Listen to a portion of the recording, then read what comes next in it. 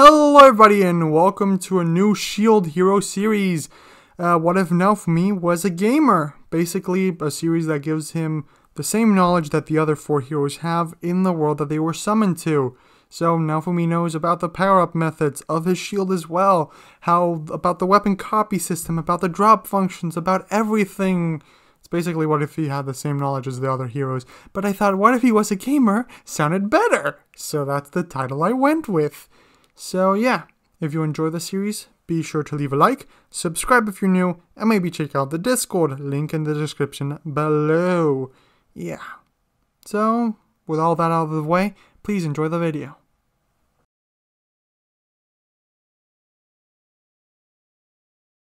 Naofumi Watani was a college sophomore and a self-proclaimed otaku. Months ago, a friend introduced him to a particular game, Valhalla Connection Online. He did a bit of research on it, it looked like fun, so he decided to try it out. Little did he know, but the game would completely take over his social life. At first, he played it casually, but the more he played, the more he wanted to play.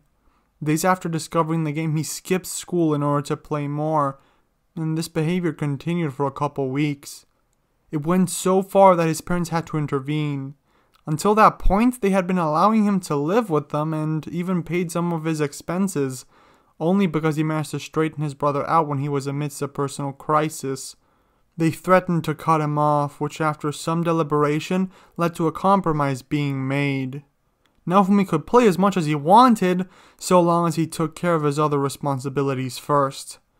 Not ready to move out, he decided to obey his parents. On his first day, Naofumi used a temporary account playing as the mage. This was in order to get a sense of how everything worked.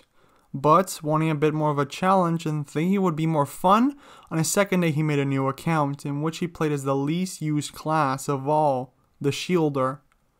The more he played the game, the more he grew obsessed with it. It had a lot of interesting aspects that Naofumi enjoyed, which led him to buying different memorabilia of the game, statues, posters, stuff like that. Even though his class was called useless by most players, he found a guild that would play with him, and after moving regions further away from the starting area of the game, he started cementing himself and getting better resources. The class wasn't as useless as everyone made it out to be. It worked great when playing with others. Naofumi surmised people just want to be able to play solo. There were even some quests that would have been a lot harder had he not been a shielder. The game was awesome. Naofumi loved the quest systems and other systems. He really enjoyed the promotion of teamwork and social aspects that allowed the players to become stronger. It was an unusual power system that he had never seen in any other game. Thanks to this game, he made many new friends.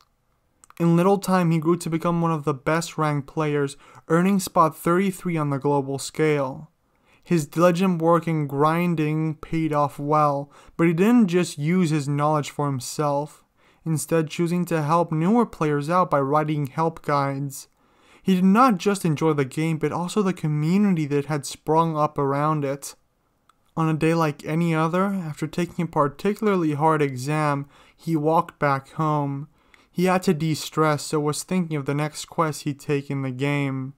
As he walked through the city on the way to the bus stop, he felt something fall. Is it gonna rain? He wondered while looking at the sky. His eyes widened as he spotted a big object tumbling down. He tried to move out of the way. He tried to save himself, but he wasn't fast enough. The AC hit him in the head. Naofumi fell to the ground, a pool of blood forming around him. He started feeling dizzy. His vision grew fuzzy as it appeared that he was glowing. A falling sensation overcame him as if he were floating in the air or falling through an endless tunnel of light. Eventually, he lost consciousness. After a while of this sensation, he felt himself hit the ground. He opened his eyes, seeing a dark lit room in front of him. Only stone was around him. The only light in the room came from some runes that were scribbled on the floor below, and from the outside a big wooden door. Wait, is that? It is! He thought to himself, recognizing his surroundings. It was the spawning point of Valhalla Connection Online, except in real life. He stood up, scratching his head, trying to find the bump from where he was hit, except it wasn't there. Fantastic! The summoning was a success! A man wearing robes who seemed to be the starting NPC said. Behind him were others, marveling at him as if he were the savior they had been waiting for so long. Brave heroes, will you please save our world from great evil? He asked, putting his hands together as if he was praying. What? Naofumi asked, joined by 3 other voices behind him. Naofumi turned around to look at them as the others started looking at each other. There was a brown, curly-haired boy, a black-haired boy, and a man with blonde hair who held it back in a ponytail. They all seemed surprised that there were others. Wait, the black-haired one has a sword, the blonde one has a spear, and the musician-looking one has a bow. That means... Naofumi thought after inspecting the other 3 carefully. He knew they all had the weapons of the main classes of Valhalla Connection Online. Seeing those weapons, Naofumi looked at his own arm. Yep, I have the shield. After looking all around the room, confirming it was exactly the same as in Valhalla Connection Online, Naofumi and the other heroes turned to the robed men. Please, O brave heroes, our world is in dire need of saving, the robed man pleaded, as Naofumi gently tugged at his shield, trying to adjust it. He wasn't totally uncomfortable with the class, but if he were to start off with a brand new account, he would have preferred messing around with a new class. What do you mean it's in need of saving? The boy with the bow asked while pulling the string of the bow. He was testing his weapon as well. The story behind it all is long and complicated, but suffice it to say that you are the 4 cardinal heroes, and you were summoned here using an ancient ritual. Our world is in a very fragile state and teeters on the brink of destruction, said the robed man, clasping his hands together again as if praying to the heroes. So we beg of you, brave heroes, please lend us your aid. Naofumi looked at the man skeptical for a second. He already knew the standard spiel at the beginning of the game. He just wanted to get it over with and start with the actual story. He already knew all the exposition at the beginning. Wishing there was some sort of skip button, he responded, Sure, I'll... Forget it, the black-haired boy with the sword interrupted, an action which annoyed Naofumi a bit. He just wanted to get the tutorial done with. I also refuse, the boy with the bow added. Seriously, what's wrong with these people? Don't they want to get to the actual gameplay? Naofumi thought. This is our first chance to physically play this game and these guys are gonna ruin it. You can send us back to our homeworlds, right? The man with the spear asked. Do that and then we'll talk. You brought the 4 of us here without our consent. Don't you feel the least bit guilty about it? The black-haired boy asked, raising his sword at the robed men who had summoned them, as if threatening them. He does have a point, Naofumi murmured. It took him a second, but he realized what they were trying to do. Are they really that bad at negotiating? He asked himself, covering his face with his hand. Not to mention, if you threw us out as soon as we restored peace, we'd done all that work for nothing, the bow hero added. His tone seemed calm, but he was also repressing excitement. How willing are you to accommodate our requests? The blonde man asked. Depending on your answer, we may end up your enemies instead of your allies. Hearing their complaints, the leader of the rope men spoke up. Good sirs, before I say anything, we'd like you to have an audience with our king. You can negotiate your requests with him directly, so please follow us. Satisfied with the results of their demands, the heroes agreed to hear the king out. They followed the robed men through the castle until they reached the throne room. Once they arrived at the throne room, they were greeted by a man who introduced himself as King Aldclay Melramark the 32nd, the ruler of Melramark. After finishing his introduction, he asked the heroes to do the same. Renamaki, I'm a high school student and I'm 16 years old, the sword hero said. I'm Motoyasu Kitamura, college student, 21, the spear hero informed. I suppose I'm up next. Itsuki Kawasumi, still in high school and I'm 17, the bow hero said. Guess that just leaves me. My name is... Naofumi started once his turn arrived, but before he could say more he was interrupted by the king. Good. Ren, Motoyasu, and Itsuki, the king said to himself, trying to commit the names to memory. Your Majesty, aren't you forgetting someone? Naofumi asked. He was trying to act formal even though it did seem like the king was trying to ignore him. It struck him as odd, maybe it had something to do with the religion of the game or something of the sort. There was a lot of lore he didn't pay much attention to. Ah yes, forgive me, the king spoke, giving Naofumi the space to introduce himself. I'm Naofumi Watani, college student, 20 years old, Naofumi informed, giving the same information the others had given. At least we're skipping the "are you a boy or a girl" part of the game, Naofumi thought, remembering the character creation scene. After the introductions were done with, the king started explaining the events that led to the summoning of the 4 cardinal heroes. He explained the waves of catastrophe in detail, along with a couple mechanics of the world, information which the 4 heroes already knew. Once he had given the necessary information, the heroes started negotiating their rewards. In the end, the king agreed to secure party members for them since they apparently couldn't level up together, and to fund the heroes in their journeys. The heroes did request that once the main campaign of the game was over with, that they receive special compensation, a request which the king agreed to. After the negotiations were done with, the king asked the heroes to check their statuses. Most of the heroes didn't know what that was, but upon further explanation and thanks to Ren's help, the heroes managed to open it. A standard menu screen appeared in their field of vision. It was like the menu scene that Naofumi was accustomed to, but adapted to the real world. It even had some minor differences as a result. The day was slowly coming to an end, so the king promised to ready all that the heroes would need by daybreak and prepare some accommodations for them in the meantime. After the audience with the king ended, the newly summoned heroes were taken to the dining hall where they were served a nice meal. After they finished, they were guided to their rooms. The 4 heroes, wanting to talk the situation out a bit, entered the same room. I guess if you're heroes of legend, you get special treatment. The girl who showed us here was cute too, Motoyasu said once they arrived in the room, jumping onto the bed, effectively claiming the room. And although it tasted unusual, our dinner was quite sumptuous as well, Itsuki added after sitting down in one of the nice chairs. Naofumi took the main couch while Ren, trying to act cool, leaned against the wall. I can't believe we're in a video game, Naofumi said while looking at his stats, a lot of excitement in his voice. His attack was pretty low, but the defense stat compensated for it. It was exactly like in Valhalla Connection Online. It meant he'd have to rely on others for battle, but that didn't really bother Naofumi. Yeah, it's pretty exciting to be living in the world of Emerald Online, Motoyasu added, confusing everyone in the room.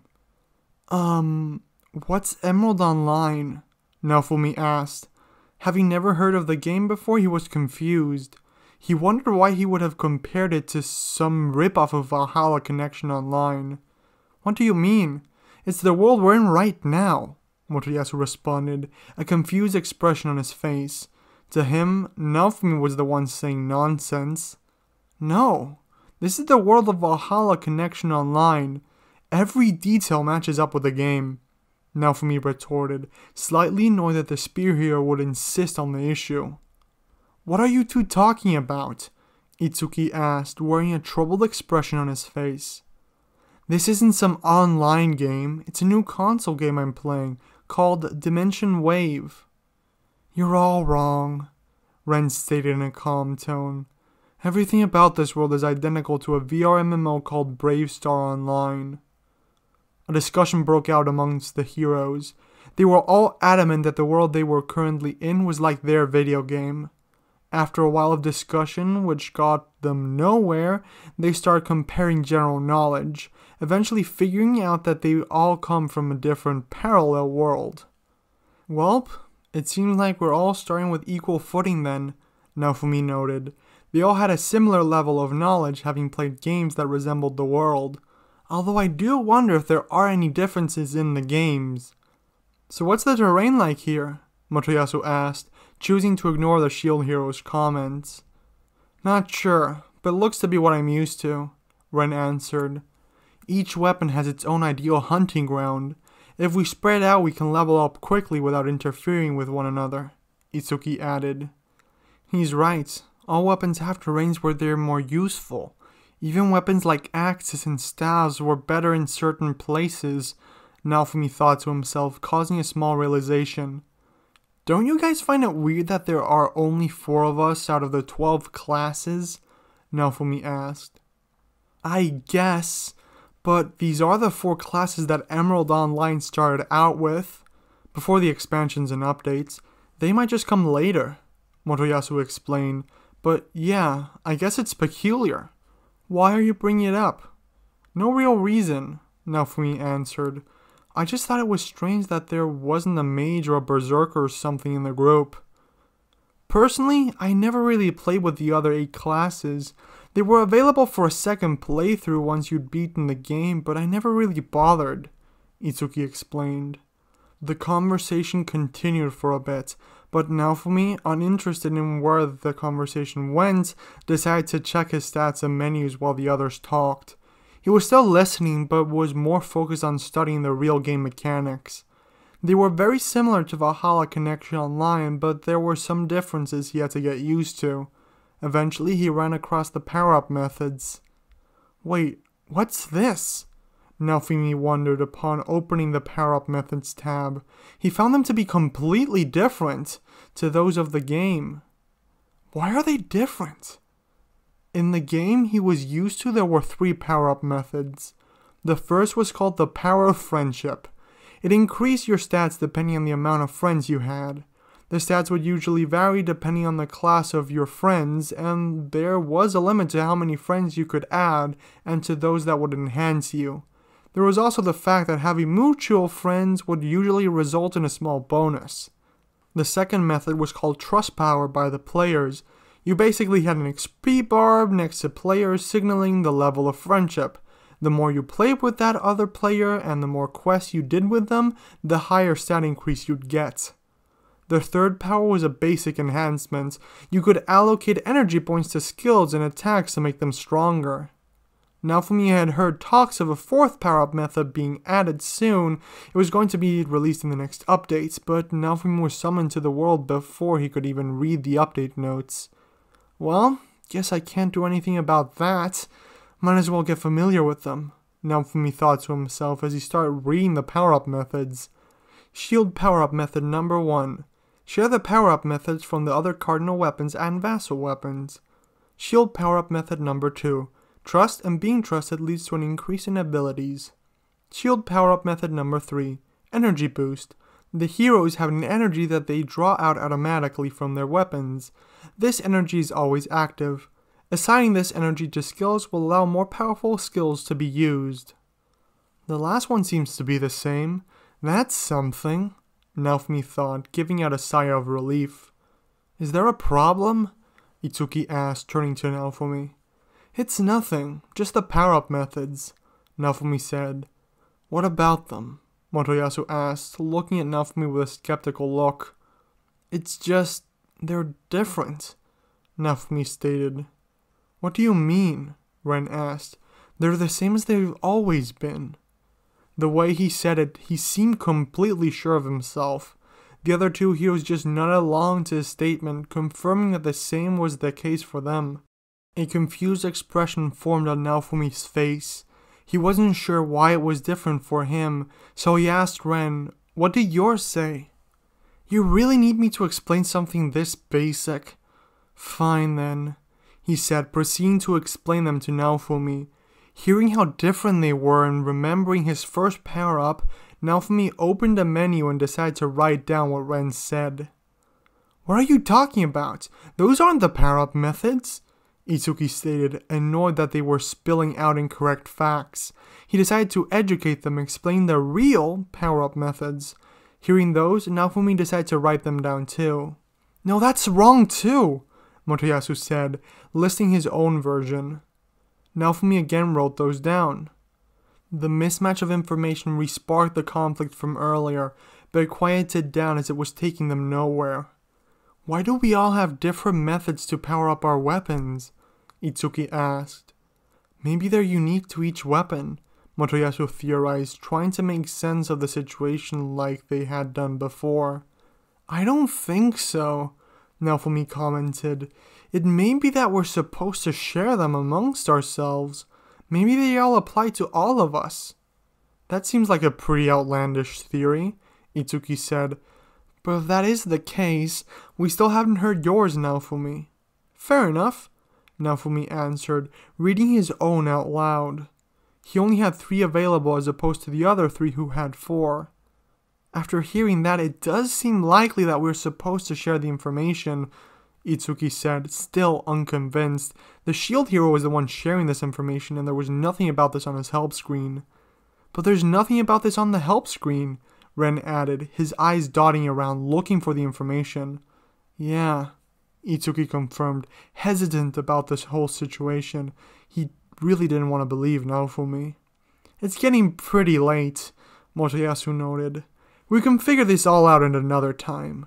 We should probably head to bed now. Since they had an early start in the morning, the others agreed, heading to their own rooms. They all started their menus a bit further before drifting off to sleep. The next day, the heroes were woken up pretty early. They were taken to the dining hall once again in order to have some breakfast. After eating up, they headed to the throne room where the king had gathered different adventurers to help the heroes out on their journeys. They're the beginner party, right? Under normal circumstances, they would just be here to teach us the ropes and how the game works, but I'm gonna have to rely more on them, Naofumi thought as they walked into the throne room, finding the situation familiar. I should probably avoid getting too attached, though. We've gathered the bravest warriors in the land. These brave souls will fight the waves alongside you, the king said once they entered the throne room. Entering the room, Naofumi got a good look at the adventurers, recognizing a couple from sprites in his game. Others were completely new to him. The heroes walked to the middle of the room and lined up. Once they were in position, surprising all of the heroes, the king gave the order for the adventurers to pick the heroes they wanted to join. Naofumi looked on as the adventurers took their pick. He was taken aback by the way they were doing things, but was unsure if he should say anything. In the end, 2 adventurers chose to join Naofumi. 3 stood behind Motoyasu, 3 behind Itsuki, and 4 behind Ren. Naofumi looked behind to his 2 partners, inspecting them. Behind him were a man and a woman. The woman had brown mid-length hair and green eyes. Her clothes seemed more like a dress that allowed for mobility with little defense. On her waist she carried a sword. The man had mid-length silver hair and silver eyes. He held a book in his hand and his clothes seemed of noble descent, while also reminding Naofumi of a typical wizard or mage. He was definitely some type of magic caster. There were some complaints about this being unfair, but the distribution of adventurers was still pretty balanced, so the issue was dropped. The king distributed the funds among the heroes, giving each of them 600 silver coins, except for Naofumi, who he gave 650 silver coins, since he was at a slight disadvantage compared to the others. Once the ceremony ended, the heroes and their new parties left the castle. On the way out, Naofumi opened up his menu and sent an invitation for his 2 new companions to join him, an invitation which both of them accepted. Naofumi bid the other heroes good luck, and they all went their separate ways. I guess we should introduce ourselves, Naofumi said. I'm Naofumi Watani, the shield hero. Thanks for joining me. My name is Velt. I specialize in magic and spellcasting. It's a pleasure to work alongside you, Sir Iwatani, the noble-looking man said, introducing himself to the group. I'm Elena Haven. It's a pleasure to meet you, the girl said, seeming cute as ever.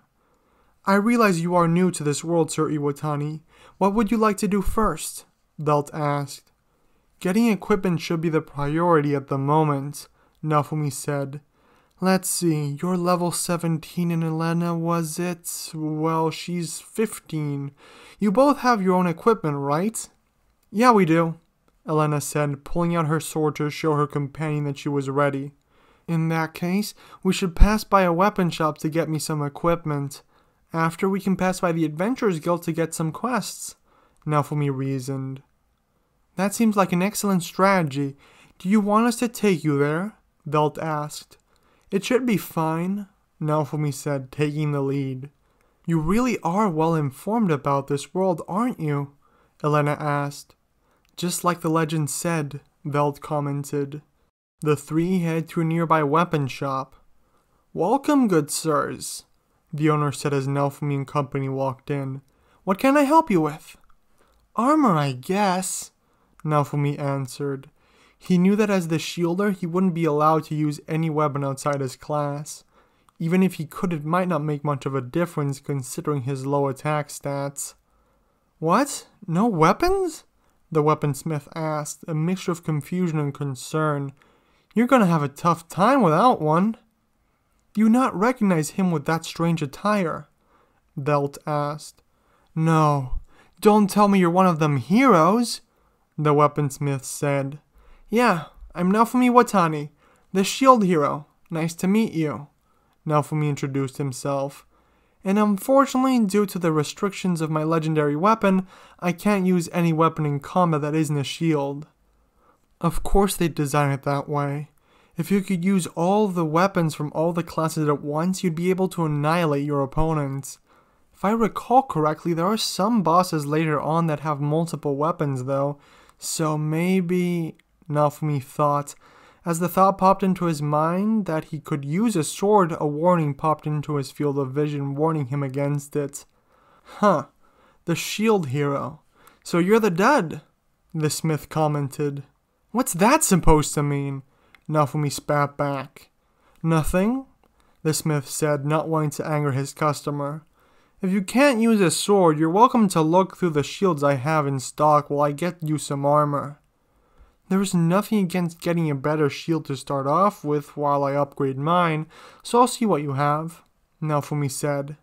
What's your budget anyway? The smith asked before going into the back. We have Veld was about to say, but he was stopped by Naofumi, who said, our budget is about 260 silvers. Okay, I'll try to get something around that range for a beginner, the smith said, heading into the back of his store.